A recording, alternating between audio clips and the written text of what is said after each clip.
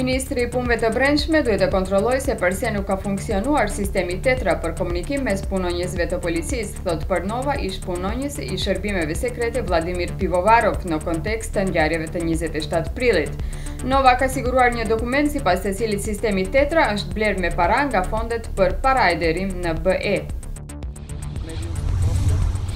Lideri i LSDM Zoran Zaev, i cili këtë mëngjes u përgjigj në pyetjet e parashtruara nga Prokuroria Themelore Publike për ngjarjet e 27 prillit, tha se 6 deputetë të VMRO-DPMN-s kanë ndihmuar për t'i hapur dyert e kuvendit, dhe nëse nuk do kishte ndodhur kjo gjë, atëherë do ishte evituar e gjithë dhuna. Dy nga ato i kanë ngritur profilet metalike dhe 4 të tjerët kanë dhënë udhëzime se si të arrihet deri tek salla e konferencave për shtyp, ku ndodheshin pjesa më e madhe e deputetëve të shumicës parlamentare, deklaroi Zaev.